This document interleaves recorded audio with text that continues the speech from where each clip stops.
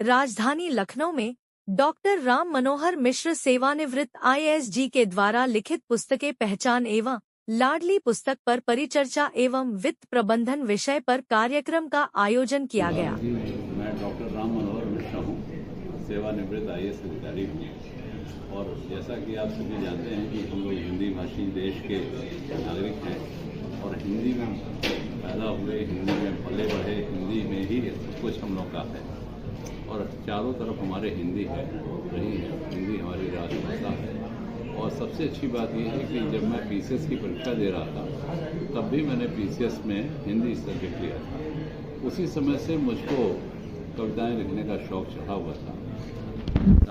जब तक हम सेवा काल में थे तब तक तो समय कम मिलता था, लेकिन सेवानिवृत्ति के बाद हमने इस पर पूरा ध्यान दिया और पहली पुस्तक हमारी पहचान प्रकाशित की। इस पहचान में हमने जो विषय हमारे पास थे, चाहे वो प्रेम के हों, चाहे वो प्रभु श्री राम पर हों, अथवा हमारे बचपन से हों, इन सब को मैंने कवर किया है। और सबसे अच्छी बात यह है कि राज्य कर्मचारी साहित्य संस्थान द्वारा मुझे इस पुस्तिका पर 1 लाख रुपए का पुरस्कार वर्ष 2023 के लिए मिला। ये पुरस्कार का नाम प्रख्यात कवित्री महादेवी वर्मा पुरस्कार है। और आज हम लोग, हमारी पुस्तकें तो दोनों लॉन्च हैं पहले से, लेकिन हमारे साहित्यकार मित्रों की बड़ी इच्छा थी कि हम इन पुस्तकों के बारे में चर्चा करें। जैसे कि आज चर्चा भी है सर, तो हमारे दर्शक चैनल के माध्यम से जानना चाहेंगे, चर्चा है तो पहचान और लाडली जो दोनों पुस्तकें हैं उसमें किन किन विभिन्न अंगों को इसमें सम्मिलित किया गया और किन बिंदुओं पर केंद्रित है पुस्तकें?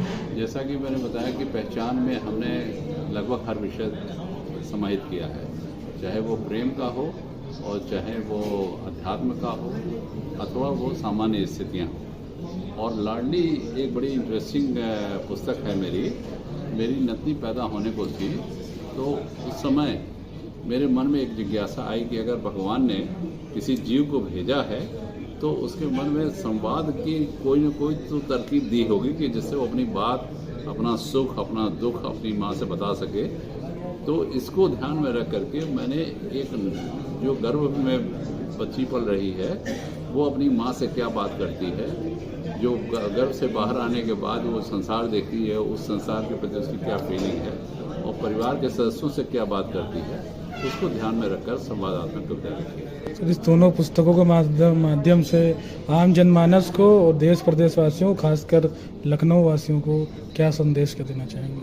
मैं दोनों पुस्तकों के माध्यम से सिर्फ ये कहना चाहता हूँ कि हिंदी हमारी भाषा है। हम हिंदी को उन्नत करते रहें और अपनी भाषा से जुड़े रहें। आप किन्हीं भी भाषा का प्रयोग करते हों, लेकिन आपको अपनी मूल भाषा से प्रेम होना चाहिए और जो आपकी अभिव्यक्ति है उसमें आपकी अभिव्यक्ति का एक माध्यम आपको हिंदी माध्यम भी बनाना चाहिए। जितने भी सर आप खासतौर से शासन प्रशासन में रहते, जितने भी आपके जूनियर्स अधिकारी हैं जिनको, तो अपने क्या उनको एक संदेश देना चाहेंगे लिखने के तौर पर?